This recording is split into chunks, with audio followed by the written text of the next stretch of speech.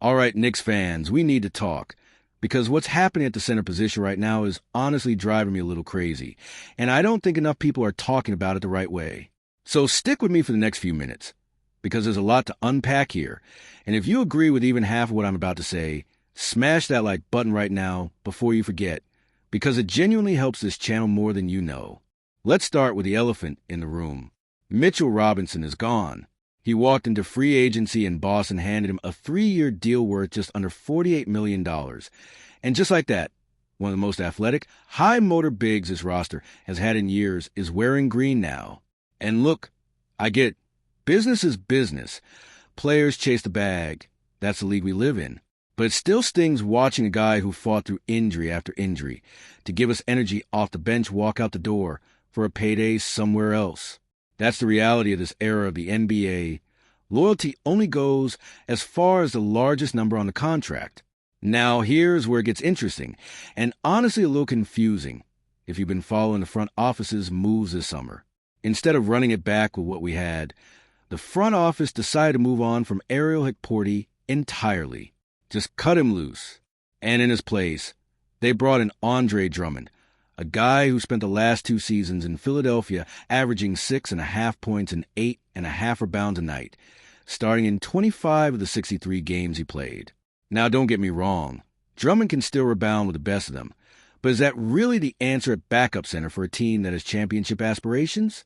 I want to hear your honest take in the comments, because I have mixed feelings, and I think a lot of you do too. And that brings us to the name everybody's been buzzing about, Jonas Valanciunas.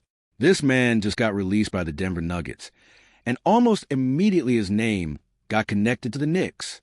Reports out of the organization suggest he's actually had conversations with New York before, and that he's one of the veteran bigs the front office is currently keeping tabs on. Makes sense, right? A skilled, physical center who's been in the league for 14 years, who knows how to bang in the paint, who can actually space the floor a little bit too. On paper, that sounds like exactly what this roster could use behind Karl Anthony Towns. But then, right when it seemed like there was momentum, social media lit up on Monday with reports that Valanciunas had already made up his mind to sign overseas instead. A Lithuanian club, Žalgiris Kaunas, had reportedly been circling him, and one outlet flat out said the deal was basically done. That would have taken him completely off the board for New York. Naturally, everybody panicked for about 5 minutes, myself included if I'm being honest with you. Except Valanciunas himself shut that down. He hopped on Instagram and basically clowned the whole situation, making a sarcastic comment about how apparently his entire career decision had already been made for him by reporters before he even got a say in it. So let that sink in for a second. The man hasn't signed anywhere. Nothing is done. If the Knicks are still serious about bringing him in, the door is still open right now. Today, as we're talking about this, here's my honest opinion, though, and I want to be real with you all. Time is not exactly on the Knicks' side here. This team just came off a deep playoff run out west. They're going to be dealing with roster business, cap questions, and everything else that comes with contending for a title. Meanwhile, you got a proud, accomplished veteran who has options on the table in Europe, too. If New York wants him, they need to stop sitting back and actually make the move. Because sleeping on a player of this caliber for a minimum deal at backup center would honestly be malpractice from the front office at this point. Let's talk about what he actually brings to the table, too, because I don't think people fully appreciate what kind of season he just had.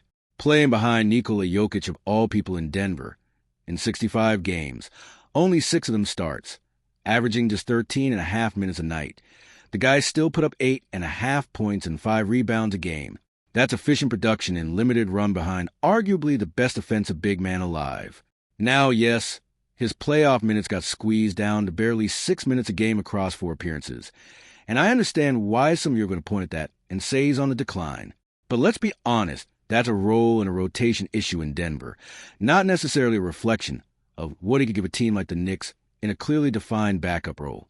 And that's really the tension here, isn't it? If Valanciunas does end up in New York, he's not walking into a guaranteed rotation spot. He'd be stepping right into a straight-up competition with Andre Drummond for those minutes behind Towns. 2 proud veteran centers, both wanting to prove they still have plenty left in the tank. Both wanting real playoff minutes on a contender. As a fan, honestly, I don't hate that kind of competition. Iron sharpens iron, and depth like that could actually be a difference maker come April and May. But I keep coming back to the same frustration. Why did we let this get so close to the wire in the first place? We lost Robinson. We cut it Porty loose. We're scrambling in July to figure out who's actually going to hold down that second big man spot on a team that's supposed to be knocking on the door of a championship. This front office has earned plenty of trust over the last couple of years. Don't get me wrong, but this offseason at the center position has felt reactive instead of proactive, and that's something I think we need to hold them accountable for as fans. So here's what I want from you. Drop a comment right now and tell me straight up, would you rather see the Knicks land Valanciunas on a minimum deal, or are you actually fine rolling with Drummond and Towns as your primary bigs heading into the season? I read every single comment, and I want to know where this fan base really stands. And if this breakdown gave you something to think about, do me a favor and hit that like button. Subscribe if you haven't already, because we're covering every single move this front office makes all summer long, and I don't want you missing a single update. We'll keep tracking this Valanciunas situation closely, because something tells me this isn't over yet. Not even close. Thanks for watching. Drop your thoughts below, and I'll see you in the next one.